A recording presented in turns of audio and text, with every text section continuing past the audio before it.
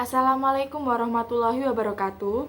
Perkenalkan, nama saya Yuniar Humairah Ningtyas dari kelas Ekonomi Sumber Daya Alam B dengan NIM 18032110013. Pada kali ini saya akan membahas mengenai tugas dari Esda sendiri, yaitu tugas 3 yang bertemakan tentang konservasi. Nah, selanjutnya ialah apakah Indonesia memiliki sumber atau cadangan sumber daya alam yang sangat memadai? Jawaban saya, iya. Mengapa? Menurut saya Indonesia memiliki banyak sekali sumber daya alam yang melimpah dan kekayaan sumber daya alam yang banyak sekali. Di antaranya meliputi hutan, laut, minyak bumi, gas alam, dan batu bara, di mana potensi sumber daya alam tersebut melimpah di Indonesia. Di mana yang pertama adalah hutan. Hutan sendiri di wilayah Indonesia adalah hutan terluas ketiga di dunia. Luas hutan Indonesia sekitar 99 juta hektar, membentang dari Indonesia bagian barat sampai Indonesia bagian timur. Potensi hutan Indonesia sangat besar, di mana mencakup kayu dan semua makhluk hidup yang mendiami hutan tersebut. Keanekaragaman hayati yang berada di hutan bermanfaat dan berperan penting dalam keseimbangan lingkungan dan keseimbangan ekosistem yang ada di Indonesia sendiri. Selanjutnya adalah lautan atau maritim. Indonesia terkenal dengan akan luas dari lautnya atau yang disebut negara maritim, di mana Indonesia memiliki banyak sekali potensi jenis ikan yang melimpah, di mana Indonesia memiliki potensi ikan laut Indonesia mencapai 6 juta ton per tahun.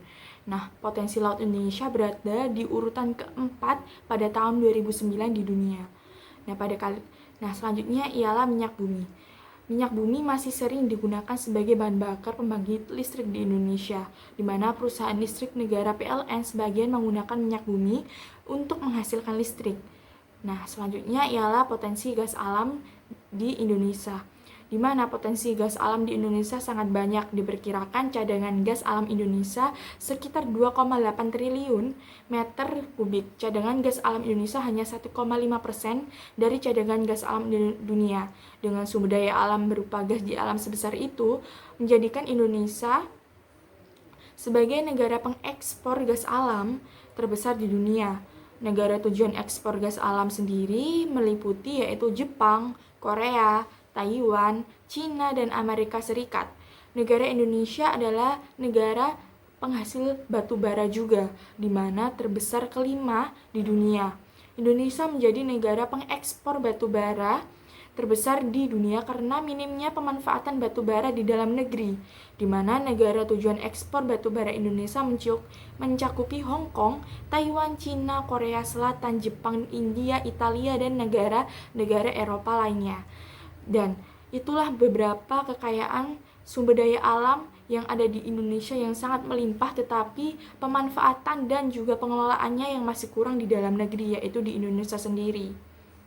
Selanjutnya ialah melihat bagaimana penipisan dan kelangkaan cadangan sumber daya alam Indonesia, baik meliputi sumber daya hayati dan juga non-hayati. Nah, untuk yang pertama ialah melihat bagaimana sumber daya hayati yang semakin waktu semakin menipis dan juga mengalami kelangkaan juga disebabkan kurangnya pelestarian dan perhatian dari seluruh masyarakat dan juga pemerintah, di mana perusahaan ekosistem dan lain-lain juga menyebabkan sumber daya hayati dari waktu ke waktu mengalami penipisan dan juga kelangkaan, di mana salah satu contohnya adalah semakin berkurangnya dan menipisnya ekosistem hutan yang disebabkan oleh kerusakan hutan dan eksploitasi hutan besar-besaran tanpa adanya pengelolaan dan perawatan hutan kembali, di mana yang menyebabkan banyak tumbuhan dan juga makhluk hidup lainnya yang ada di hutan dari waktu ke waktu semakin langka dan juga punah. Yang pertama adalah kebakaran hutan yang disengaja oleh beberapa pengusaha atau juga perusahaan yang menyebabkan luas hutan di Indonesia semakin sempit dan juga semakin langka, dan makhluk hidup yang ada di dalamnya semakin dari waktu ke waktu semakin punah. Nah, untuk yang selanjutnya ialah melihat bagaimana sumber daya non-hayati yang dari waktu ke waktu semakin menipis dan juga langka. di mana besarnya eksploitasi dan pemanfaatan sumber daya non-hayati yang diambil seperti batu bara, gas, alam, dan lain-lain yang dimanfaatkan dan diambil secara besar-besaran tanpa melihat dampak ke depannya, di mana pemanfaatan dan pengambilan yang dilakukan juga secara terus-menerus tanpa ada jeda waktu atau peristirahatan yang menyebabkan kerusakan pada lingkungan. Dan juga masyarakat banyak yang masih bergantung pada sumber daya tersebut yang menyebabkan eksploitasi besar-besaran. Nah, untuk menanggulangi hal tersebut, maka perlu diadakannya reklamasi ataupun perawatan kembali pada tempat tambang dan lain-lain seperti itu.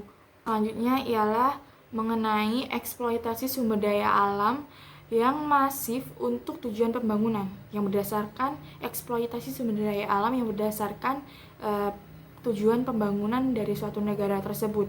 Menurut saya, dengan adanya eksploitasi sumber daya alam sebagai tujuan pembangunan sendiri memiliki dua sisi, di mana diantaranya ialah sisi negatif dan juga sisi positif.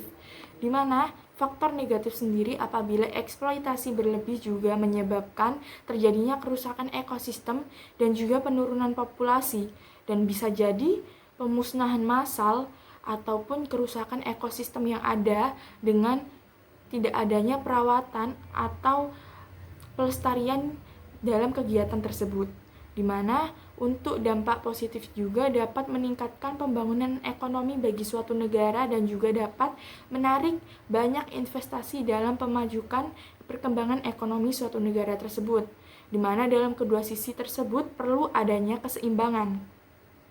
Keseimbangan di sini itu antara kedua faktor negatif dan juga positif, di mana diantaranya dengan melakukan pelestarian dan juga penjagaan dan juga peraturan atau kebijakan peraturan guna melindungi ekosistem yang ada. Dengan melihat jurnal yang setelah saya baca, yaitu dengan judul Kebijakan Pembangunan Berkelanjutan yang Berwawasan Lingkungan di Indonesia, dia membahas mengenai bahwa pembangunan memiliki hubungan erat dengan lingkungan. Lingkungan merupakan pendukung setiap kegiatan pembangunan.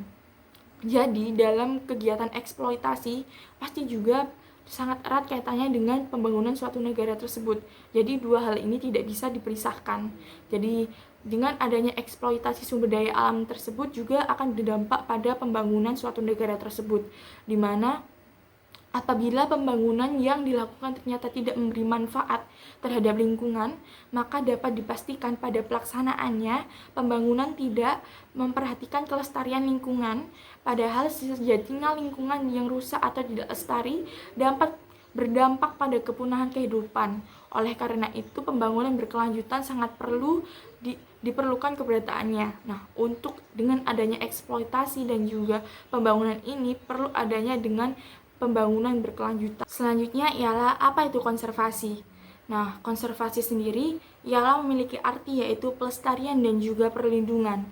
Dan menurut jurnal yang telah saya baca, yaitu yang berjudul Kebijakan Pengelolaan Lingkungan Hidup Berbasis Ekonomi Sumber Daya di Provinsi Maluku Utara, menjelaskan mengenai konservasi adalah kegiatan pelestarian dan penjagaan sumber daya alam atau cagar budaya, sehingga terdapat keberlanjutan dan distribusi yang adil bagi generasi yang akan datang, di mana konservasi ini ialah memiliki arti perlindungan dan juga pelestarian untuk lingkungan ke depannya dan menghindari adanya kerusakan untuk ke depannya.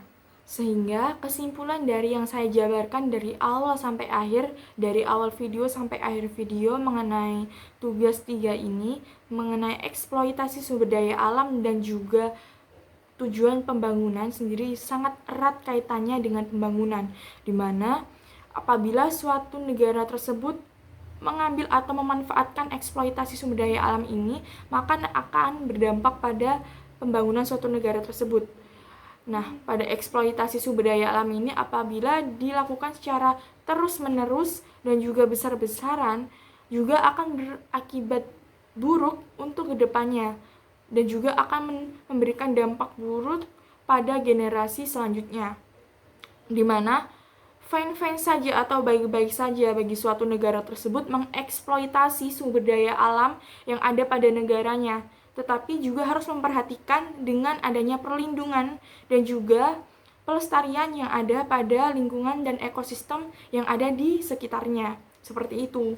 Nah, sehingga tidak akan berdampak buruk pada kedepannya. Contohnya saja, yang pertama reboisasi, yang kedua yaitu untuk daerah tambang atau pertambangan yang adanya yaitu reklamasi, yaitu pengelolaan atau pemanfaatan yang ada setelah dari proses kegiatan pertambangan tersebut jadinya dilestarikan atau dijaga ataupun dirawat seperti itu.